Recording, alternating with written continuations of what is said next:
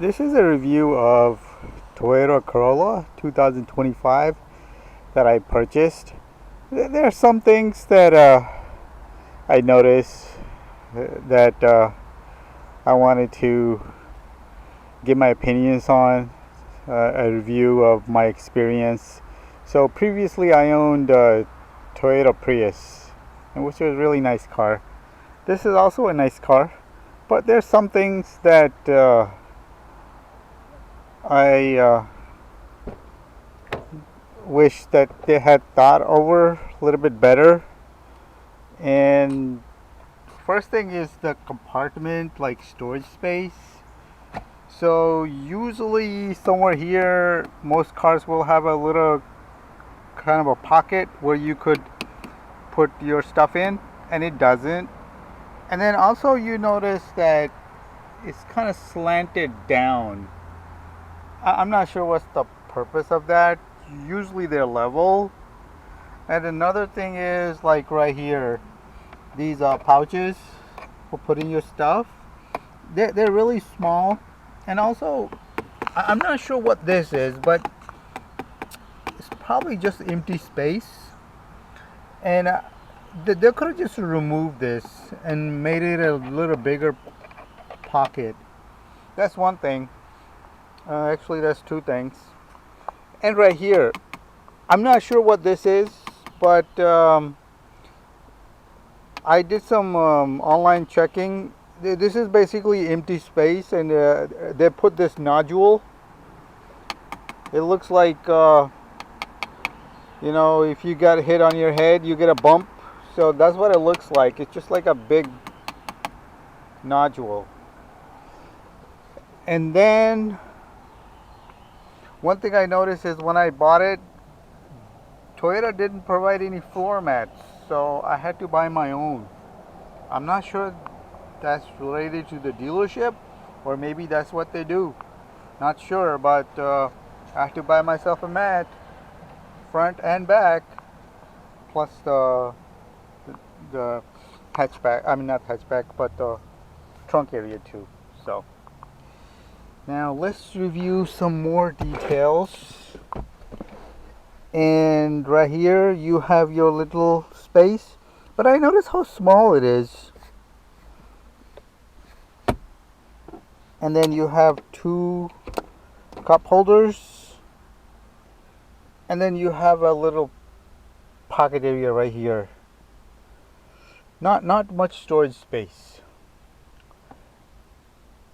And then I also did online checking. This little thing, I mean, it's not so little, but this is basically empty space. So I don't know why they have this design or empty space. I mean, they could have left it here, so it'd be like more open space.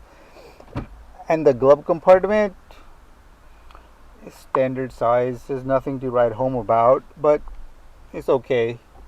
But I remember my Toyota Prius had two, so one on top and one at the bottom, and that was really nice.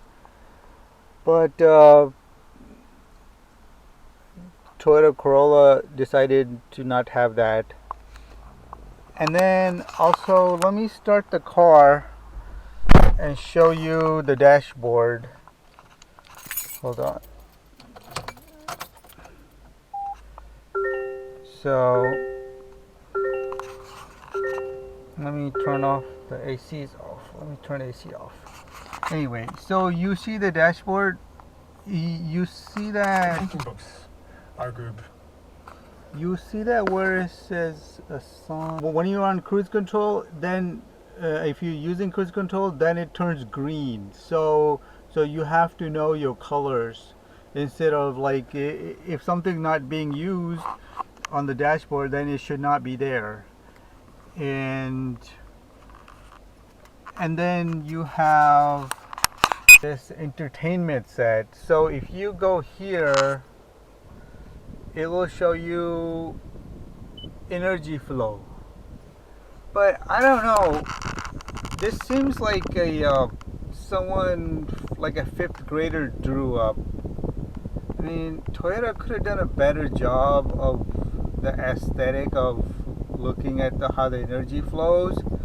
So it looks like in the front you have a engine that looks like a toad, and then in the rear you have two wheels that are not connected to anything, and in the middle you have like batteries, looks like a Pez dispenser kind of thing. And then I'm not sure what this is, but I guess this is like transmission. So whenever the engine runs, if you're using battery or if you're using the gasoline, you'll see like flow, like lines like flowing. I mean, that's what it's used for. Like, I don't understand, like, when you see it one time, like, do you really need to see it again? Like, what kind of information is this imparting on you? I'm not really sure the value of it versus how much it would have cost Toyota to develop this diagram. So that's one thing, like energy flow. I mean, it's just like I just don't get it. I just don't get it. And then you have trip information. So here I had a Toyota Prius, and it gave you a lot more information, like your monthly usage, how much are you using currently. It gives you your mileage and per hour, your gasoline being used. But here it just gives you bars, and then it goes from like 0 to 150, and then I think it measures in like 1 minute increments. But I mean, it's not really that useful. I mean, it's kind of useful, but not really. And then they have this history, and then they tell you what your previous best was and the latest. But it doesn't tell you when, or like, I mean, previous best. I mean, what is that? I mean, like previous best to what? I mean, like 2 years ago, 1 year ago, 1 day ago, 5 minutes ago. I don't know. Previous best. I guess it's like I don't know. I don't know why do they have it. And then you have like update. So if you don't press that update button, then the information is not updated. I initially thought that update was for like updating like software or something, but I don't think that's the case, because if you don't press that update button, these bars don't change to the next, iteration of showing you how efficient your Toyota is. So that was kind of a little strange. Like, you have to press update in order to see how well your car is performing. And another thing is, Toyota doesn't have a spare tire. I think that's a normal practice nowadays, where new cars don't have tires anymore. So what they do is they give you a can of like some air, and I don't know, it's just like you could have bought that thing from like Home Depot, or maybe not Home Depot, but maybe like Walmart or something. So I don't know what that value is. And then they give you a little hook that you can stick you can stick that hook into the car so you get towed. So I mean, it's just like, what? I mean, if I'm stuck in the middle of nowhere, all I got is some can of air and a hook. That's it. I mean, what happens if the tire is like got puncture on his side? Like, how are you gonna fix that? And depending on how bad it is, that can of air wouldn't be sufficient enough. So that's kind of a bummer. So I'm thinking of getting a tire and put it there. The funny thing is, they do have the space for a tire, and they put us like a styrofoam plug in it, like it's like a size of a tire, and then they don't put a tire in it? They just put a foam plug in. I don't know. It just seems very strange. Like, why even bother to have a space for a tire if you're not going to have a tire? I mean, it's like having an appendix.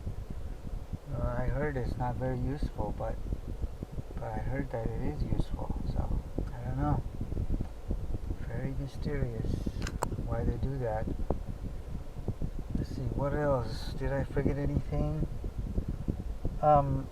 The trim, the interior of the car is black, even though the outside is white. I was expecting it to be like maybe tan color or some off-white color, but it's all black, which is okay. But I was thinking they might have a different one because I know black cars also had that black interior. What else? They got a lot of buttons on here. I don't know, for your radio, for your phone, things like that. I don't know. I usually don't use them, but you could. And I think that's about all. Hope you liked my review. If you liked it, please give thumbs up, and hope you learned something. I definitely did. Now I know, just because it's 2025 doesn't mean it's an improvement. It could be a downgrade depending on your preferences. Thank you. Bye bye.